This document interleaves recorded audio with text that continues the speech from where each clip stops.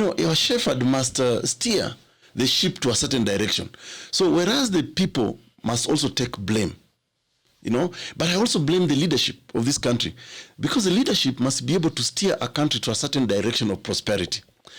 And that for me is where the problem also comes in, because you lie. Because how come these leaders, assuming people are not interrogative enough of the ideas of these leaders, but they look at their manifestos, how they lie to us. Oh, if you elect me, I will do this. If you elect me, you remember the 9 stadia that we were promised. You remember the laptop, Jubilee laptop projects to our children.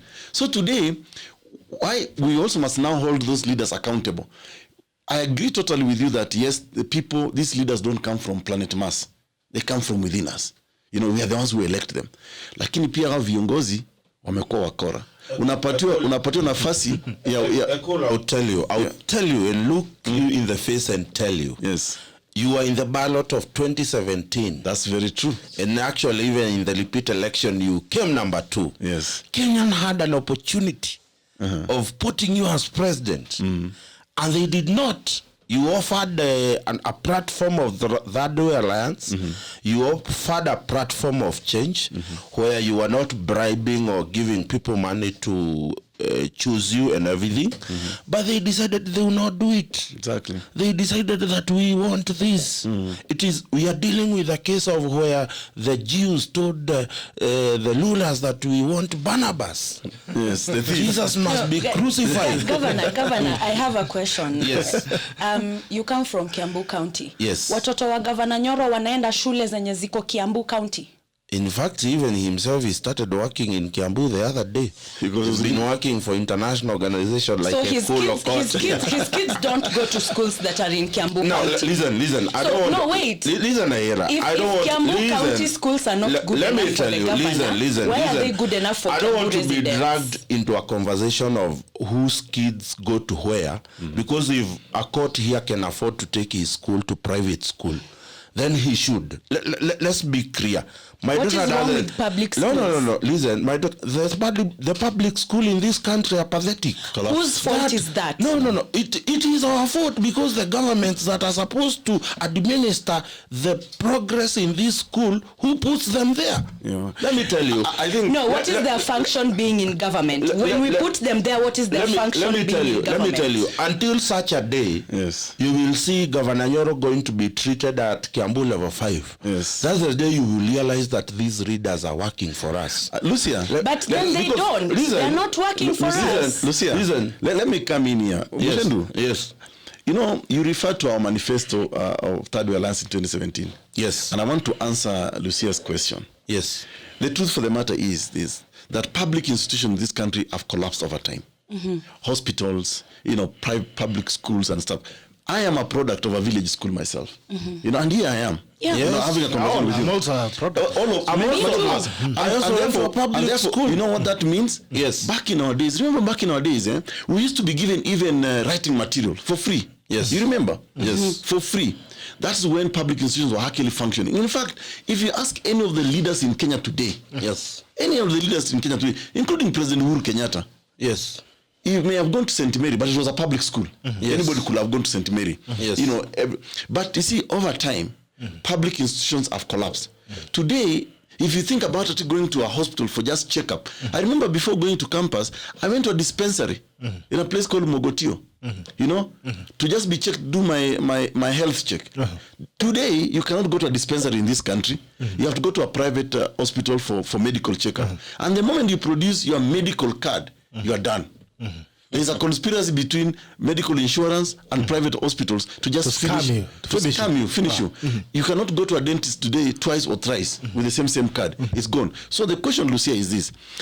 Parents really are making hard decisions today. That do I actually want to take my kid to a public school where it's collapsed? There's no education. So this has become a cause of frustration. And I can tell you, I'm in that group too. And you cannot use your child as an experimental material. I understand where you're coming from. And it has become a source of stress. People are committing suicide in this country, especially the middle class. Imagine. No, I understand where both of the gentlemen are coming from. No, I will say this, and I will say this let me tell you, government has failed in terms of making the public schools a better place for our kids. Exactly. But I will also say this. It is the responsibility of every Kenyan to make where you live a good habitable place for you. And I'm saying this having been surrounded by where I come from.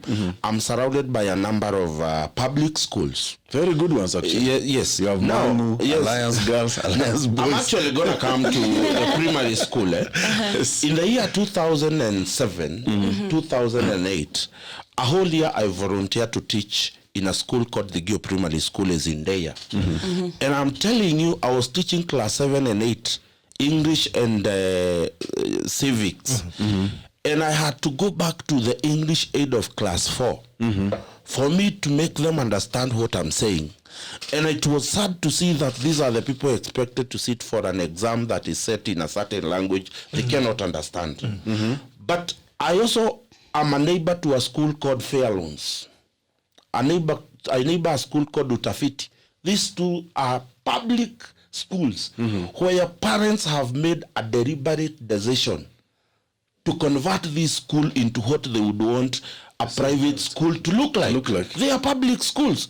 I'm telling you, I'm trying to get my daughter in one of those schools. It's a public school. Even when you go to Mombasa. Yes, but I have to. Let me tell you, I have to line Githunguri Primary School, some of the best doing primary school. I'll tell you this. This government, and forgive my language, those who ask, this government has fucked us big when it comes to public institutions. No, Governor, I understand where you're coming from. But parents, we have also shown that we cannot work together as Kenyans. Yes. That is why they continue misusing us. Right. That is why they will continue. No. Well, let me tell you where the problem is. Yes. We are trying to find private solutions to public problems. Oh, a public school is bad. I'll just take my kid to a private school. The matatu industry is bad. I'll just buy myself a car or take an Uber, rather than taking responsibility as citizens to lobby for that which we know is our right. When these politicians come to us, wanatuambianga nini, nitawaekea tap water, nitawajengea barabara, I will improve schools, I will do this and this and that. The problem with us, Mwananchi, is that we don't hold them accountable. But let me tell you one thing. These people wamedharau education ya shule so much that even their children don't learn in schools in this country. They take them outside the country. Is that a way to solve a public problem? Going private, is it? Certainly not. And for me, let's discuss examples from around the region. And I like to discuss Rwanda and the actions of President Paul Kagame, for example. There were private schools in Rwanda. There still are. But you know what President Kagame did? He funded public schools the same level as private school, and he also regulated fees that are payable. And he told people, mimi sitakukataza kuanzisha biashara yako. You can start your business, a private school or whatever. It's your freedom. But it has to be at the same level as public schools. And therefore, public schools today and private schools in Rwanda are the same. So it's also a question of leadership.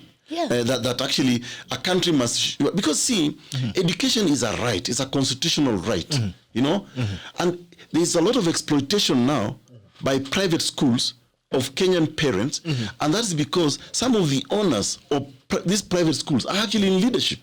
It's actually a conflict. So I will say that for us as a country to move forward, and again, it's important that the point that Lucia is bringing out, what is it that we as the public are doing? Because we are the consumers of this commercialization. We are the consumers of this privatization. Look at public hospitals today. I mean, private hospitals.